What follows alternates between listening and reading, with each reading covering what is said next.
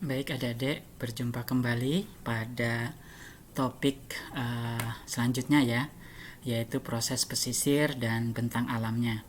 Jadi kalau sebelumnya kita melihat siklus hidrologi dari sungai ya di permukaan, kemudian menjadi sistem gua di bawah tanah ya dengan bentang alam karsnya, dan sekarang kita akan melihat ketika siklus hidrologi itu kembali ke laut.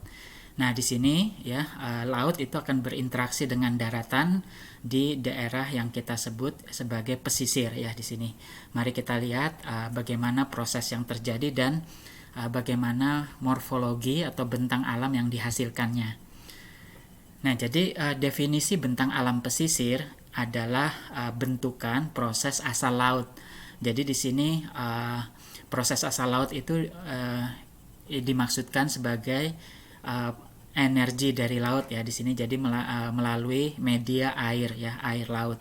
Nah, di sini kemudian dia berinteraksi dengan daratan ya di kawasan pesisir. Nah, itu jadi bentang alam pesisir itu bisa dibentuk oleh proses asal laut atau hanya memperoleh pengaruh dari proses asal laut tersebut. Jadi tidak ada interaksi langsung ya, jadi hanya dipengaruhi saja di sini. Nah, kita kemudian membagi kembali ya berdasarkan pada definisi tersebut. Maka kalau dia dibentuk ya oleh proses asal laut, berarti material yang dirombak ya sehingga menjadi morfologi atau bentang alam tertentu itu sebetulnya sudah ada di tempat tersebut. Jadi in situ ya di situ. In situ ini bahasa Latin untuk di tempat terjadinya peristiwa ya di situ in situ, dan kemudian mengalami perubahan bentuk bentang alam morfologi akibat proses asal laut. Nah, itu yang dimaksud sebagai dibentuk. Dibentuk artinya asal laut hanya memberikan energinya saja. Nah, tapi kalau materialnya ya di sini berasal dari darat ya di sini. Jadi materialnya bukan di kawasan tersebut tapi berasal dari darat. Nah, kemudian dia mengalami perubahan bentuk akibat proses laut, itu disebut sebagai dipengaruhi ya. Nah, nanti kita akan lihat detailnya. Ya, bayangan kita tentang pesisir itu tentunya sesuatu yang indah, dinamis ya. Kenapa dinamis? Karena interaksi dari energi laut ini kan tanpa henti ya, terus-menerus terjadi sehingga dia bisa menghasilkan bentuk morfologi, bentang alam, bentuk permukaan bumi yang biasanya menarik ya, indah di situ. Nah, kita lihat yang pertama ya di sini. Nah, kalau dia dibentuk ya di sini, maka kita membagi dua ya. Jadi proses tersebut yaitu ada yang bersifat erosi dan ada yang bersifat deposisi atau sedimentasi atau pengendapan ya. Jadi yang satu dia menghilangkan erosi, yang satu dia menambahkan deposisi ya di situ. Nah, cirinya apa? Ciri umumnya ya. Jadi kalau erosi laut itu adalah tebing laut ya. Jadi kalau kalian berjalan ke daerah pesisir ya, kemudian kawasan pesisir tersebut hanya berisi tebing-tebing terjal ya di situ. Nah, itu tandanya di sana letak di mana erosi laut dominan. Jadi kalau misalkan kalian berjalan ke kalau di Jogja ya ke daerah Gunung Kidul ya di situ sebagian besar pesisirnya dicirikan oleh tebing ya, tebing laut. Nah, bagaimana kalau ciri deposisi? Nah, ciri deposisi morfologinya dicirikan oleh pantai. Jadi pantai berpasir gitu ya di situ. Jadi itu merupakan bagian di mana sedimentasi asal laut itu terjadi ya di situ. Nah, kita lihat dulu yang pertama ya, hasil dari proses erosi laut. Jadi morfologinya banyak ya, macam-macam. Ada tebing laut, sea cliff ya di sini. Jadi kalau kita lihat di sini, ini sea cliff semua ya. Kemudian ada paparan erosi ya, wave cut platform seperti di sini. Nah, wave cut platform ini sebetulnya hasil dari pemotongan tebing oleh gelombang ya, sehingga dia kemudian menjadi sebuah paparan yang rata ya di situ. Nah, kemudian kita punya teluk ya di situ, bay. Kemudian ada semenanjung, ada tanjung ya, headland. Nah, kemudian pada headland ini kita biasanya menjumpai beberapa morfologi seperti gua laut ya, sea cave, siak ya, di sini busur laut. Kalau misalkan cave-nya itu nembus ya ke sisi yang lain, kemudian kalau misalkan busur laut ini berkembang sehingga kemudian atapnya runtuh, nah maka dia akan menyisakan tonggak laut ya, sea stacks. Nah, ini semua morfologi yang bisa kita jumpai pada proses erosi laut pada tebing ya. Nah, kita lihat dulu sea cliffs ya, tebing laut di sini. Nah, biasanya terjal atau bahkan vertikal ya, tersusun oleh batuan yang resisten, yang tahan terhadap erosi. Jadi dia untuk mengerosinya perlu waktu sangat lama ya, sehingga dia kemudian bisa menjadi morfologi yang tebing ya di sini. Nah, jadi di bawahnya ini biasanya kita punya banyak runtuhan-runtuhan ya, runtuhan-runtuhan dari tebing tersebut ketika bagian bawahnya dierosi. Nah, bagaimana cara mengerosi tebing ya? Jadi dia mirip seperti penggergajian kayu ya. Jadi yang menggergaji, yang memotong itu adalah gelombang ya. Jadi kalau kita lihat sini di gelombang, walaupun dia turun naik pada pasang naik, surut ketika pasang surut ya, tapi dia bekerja pada satu ketinggian ya yang sejajar dengan permukaan laut. Nah, lama-lama kemudian terbentuklah tekuk ya, tekuk atau notch di sini. Nah, kita lihat seperti di sini ya. Nah, kalau kalian ke Gunung Kidul itu biasanya di pantai-pantainya banyak sekali tebing menggantung atau notch ya, tekuk ini ya. Nah, ini sebetulnya berbahaya ya, karena apa? Tebing ini kan tidak ada yang menahan ya, jadi dia bisa runtuh.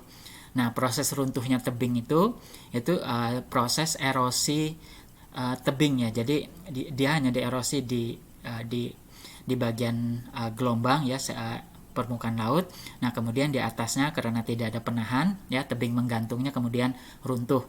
Demikian seterusnya ya, notch ini maju terus gitu ya, mengerosi tebing sampai kemudian tebingnya itu bergerak mundur. Nah, hasil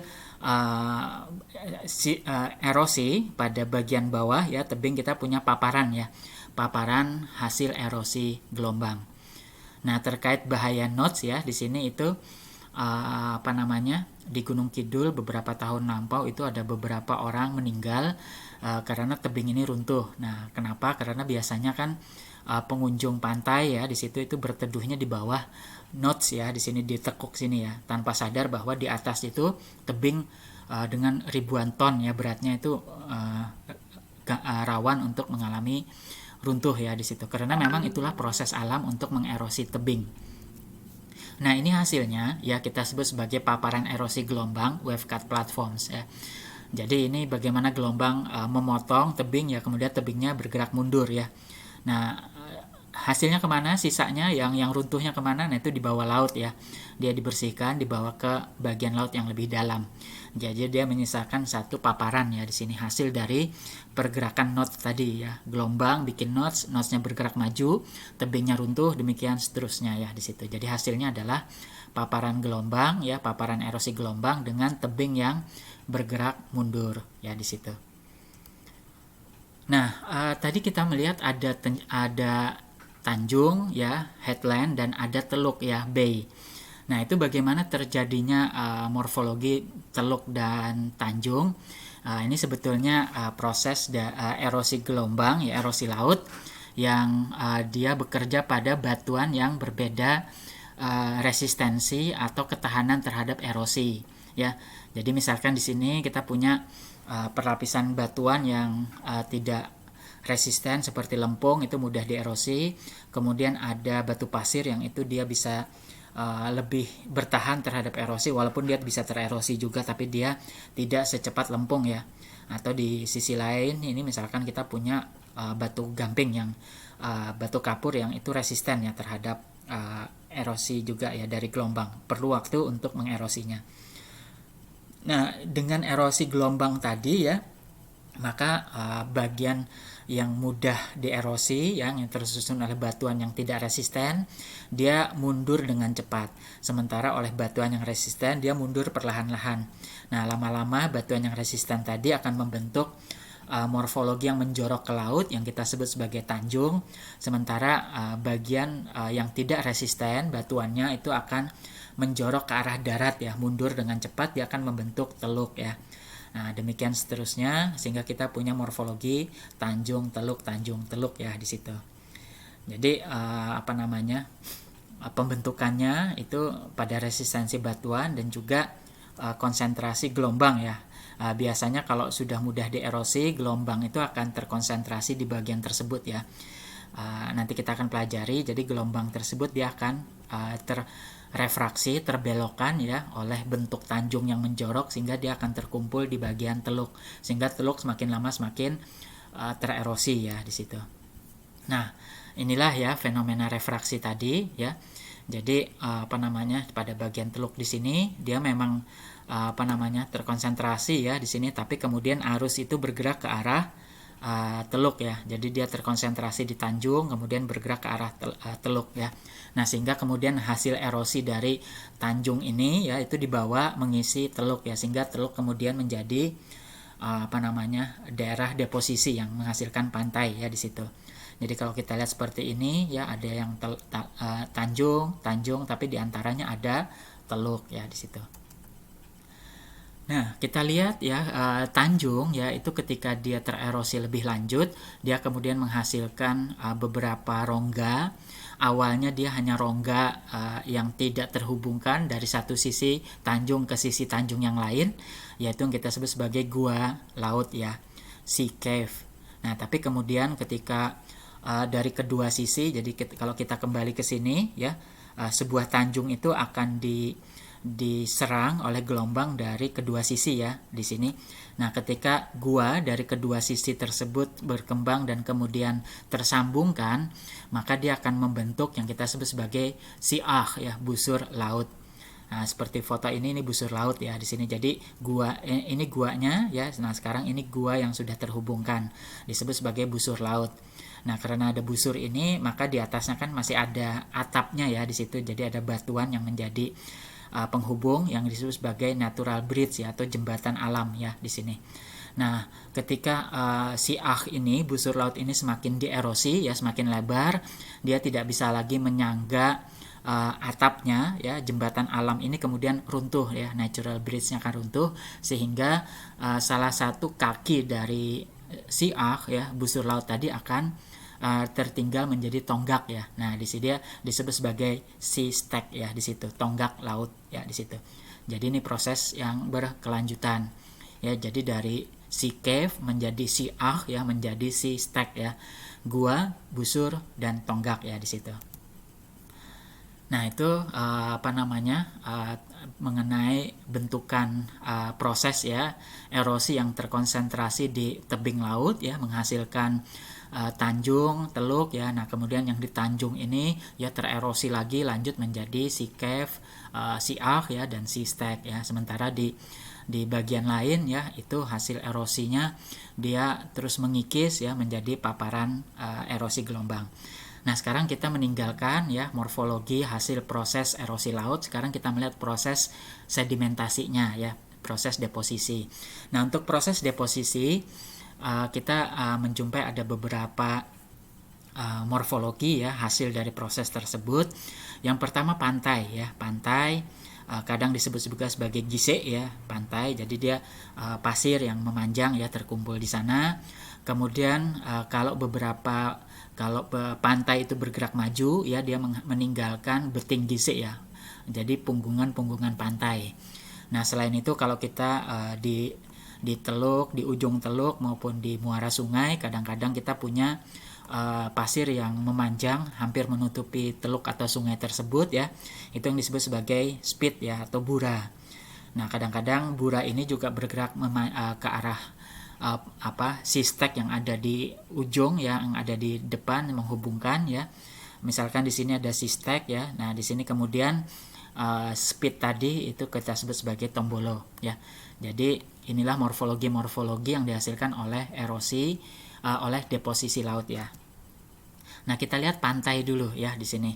Nah, ini pantai daerah Gunung Kidul ya. Jadi daerah Gunung Sewu, kalau kalian lihat di sini morfologi karsnya kelihatan bukit-bukit kerucut ya. Jadi ini batu gamping semua ya, dia tererosi. Nah, tapi di sini dia membentuk teluk ya, sehingga kemudian di teluk ini deposisi terjadi ya. Jadi dia menghasilkan morfologi pantai dimana di sini pasirnya landai ya, tapi kalau dia ada gelombang ya, pasang naik pasang surut, maka gelombang tersebut akan meninggalkan beberapa tanggul ya di sini yang kita sebut sebagai berm ya, berm. Berm ini tanggul ya akibat erosi gelombang ketika naik ya. Ketika turun dia gelombangnya turun ya, air lautnya mulai surut, maka dia tertinggal sebagai tebing-tebing kecil di sini ya. Nah, kita biasanya membagi ya morfologi pantai di sini menjadi beberapa zona ya di sini. Kalau di daerah lautnya ya, di mana dia selalu tertutup air laut ya di situ. Jadi kita bagi ini kelompok sebagai near shore ya. Jadi daerah dekat pantai gitu ya, near shore di sini. Jadi dia diawali dengan posisi di mana gelombang itu pecah menjadi ombak. Jadi gelombang itu kan pergerakan air di laut ya, di laut. Nah, ketika dia menjangkau daerah dangkal, maka gelombang tadi pecah menjadi ombak ya, bahasa Inggrisnya breaker. Nah, dari dari pecahnya gelombang menjadi ombak, itu kemudian dia bergerak maju ke arah pantai gitu ya. Kemudian dia naik ke atas. Ini kita sebut sebagai zona sapuan ya, surf zone. Nah, ini yang biasanya dikejar oleh para peselancar, surfer ya di sini. Jadi ini zona di mana air itu berselancar naik ke arah pantai ya di situ. Nah, batas permukaan air laut ya sampai batas jangkauan di mana gelombang itu bisa menjangkau paling atas ya, itu kita sebut sebagai foreshore ya, atau disebut juga sebagai wajah pantai ya, beach face. Nah, foreshore ini ditandai dari permukaan air rata-rata sampai ke ketinggian zona selancar ya, zona surfnya tadi. Nah, di atas zona surf ya, ini kita sebut sebagai backshore. Nah, backshore ini dia sampai kira-kira proses pantainya itu habis berganti menjadi morfologi proses yang lain, misalkan menjadi sungai, menjadi tebing, menjadi gumuk pasir ya. Gumuk pasir itu prosesnya oleh angin. Jadi proses laut sudah berhenti. Nah, kadangkala kita bisa menentukan backshore ini sebagai jangkauan tertinggi ya ketika musim badai, musim penghujan, biasanya air laut menjadi lebih tinggi, maka dia bisa surfnya itu bisa sampai ke backshore. Nah, jangkauan terjauhnya itu kita sebut sebagai batas backshore ya di situ. Itu kira-kira bagaimana kita melihat ya morfologi pantai, dan kita detailkan berdasarkan pada pergerakan gelombang ya menjangkau daratan. Ya di situ. Jadi kalau normal saja ya pada musim panas gitu ya, jangkauan terjauhnya itu masih foreshore ya, tapi nanti ketika musim badai, musim dingin, kalau di Indonesia muson barat ya, muson barat itu musim penghujan, maka jangkauannya bisa sampai jauh. Nah, itulah batas pantai kita, sampai batas backshore ya di situ. Oke, mudah-mudahan bisa paham ya. Jadi pantai itu ada backshore, foreshore, sama nearshore ya di situ. Nearshore itu ada di laut ya, laut. Jadi batasnya di mana? Batasnya ketika gelombang mulai pecah ya di situ menjadi ombak. Nah, tadi kita melihat ya pantai ini bisa bergerak maju ya karena deposisi atau sedimentasinya berlangsung terus-menerus. Jadi kita melihat beberapa pantai saling berjajar ya. Nah, ini kita sebut sebagai beting gise ya, atau beach ridges. Jadi beach ya, jadi kalau kalian lihat di foto bawah, ini satu pantai ditambah pantai berikutnya, tambah pantai berikutnya. Jadi pantainya seperti paralel ya, disusun berbaris. Nah, ini akibat sebetulnya deposisinya terus-menerus sehingga seolah-olah air laut itu mundur surut gitu ya. Tapi ini sebetulnya proses deposisi saja ya di sini. Nah, jadi batas dari satu ridges pematang dengan pematang lain ini ada swell atau parit ya, parit pantai di sini. Nah, sebetulnya pembentukan beting gise ya, ini bukan berarti air lautnya surut ya, tapi sebetulnya karena pergerakan arus ya, yang itu dia menyerong terhadap garis pantai. Jadi kalau garis pantainya seperti ini ya, kemudian gelombang itu dia datang menyerong. Akibatnya apa? Massa air yang di sini tuh didorong menjauh ya. Karena kan dia duluan tiba di sisi sini ya. Dia kemudian didorong menjauh ke arah di mana gelombang itu datang belakangan. Nah, karena dia didorong menjauh ya, maka pergerakannya itu menjadi sejajar pantai gitu ya di sini. Nah, ini yang disebut sebagai arus sepanjang pantai, longshore drift. Nah, longshore drift ini atau arus yang sepanjang pantai ya, dia membawa sedimen menjadi memanjang ya sejajar pantai, sehingga dia membentuk pantai yang memanjang ya, beting-beting satu demi menyusul satu demi satu ya yang lain. Jadi ini menunjukkan pergeseran ya lateral pertumbuhan pantai akibat adanya longshore drift ya, longsor arus panjang pantai. Nah, kadangkala beting GC itu bisa lepas dari pantai. Lepas dari pantai itu artinya dia kemudian masuk ke muara sungai atau ke teluk ya di sini. Jadi dia bukan lagi menempel di daratan ya, tapi dia lepas gitu ya, masuk ke tubuh airnya. Nah, ketika dia lepas dari daratan, kalau masih menempel di daratan namanya pantai. Tapi ketika dia lepas dari daratan masuk ke tubuh air seperti muara sungai atau teluk ya, itu kita sebut sebagai bura atau speed ya di situ. Nah, bura atau speed. Nah, ini sebetulnya akibat longshore drift tadi ya.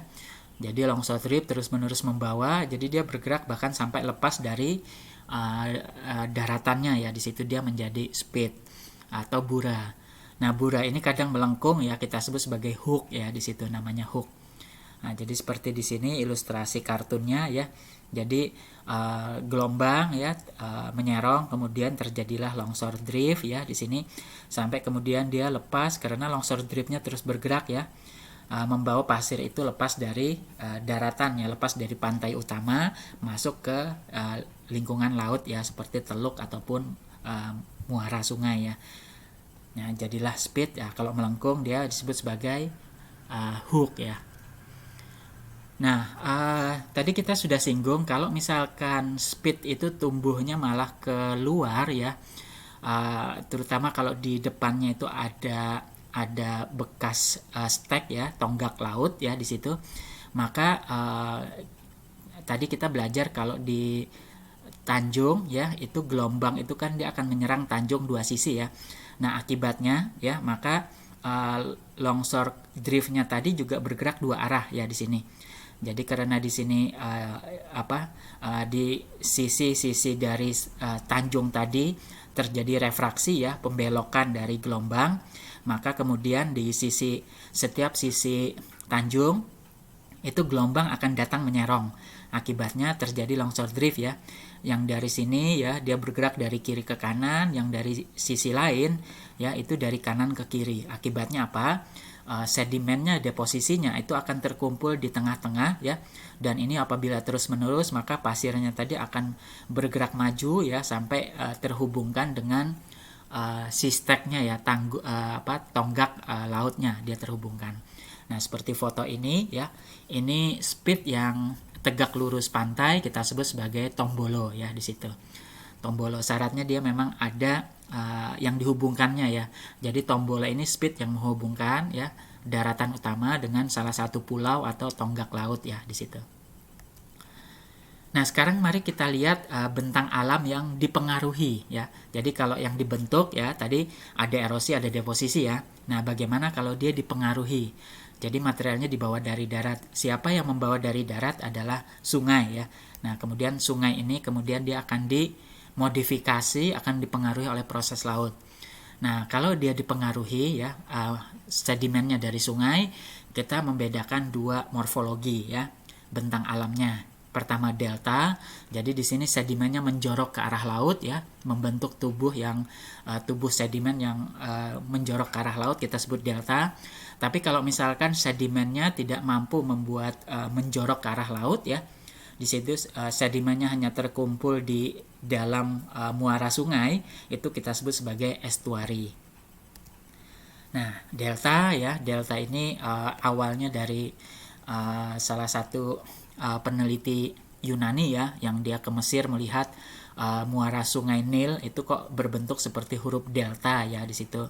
Nah, maka dia disebut sebagai delta ya. Delta huruf D kan itu kayak segitiga ya.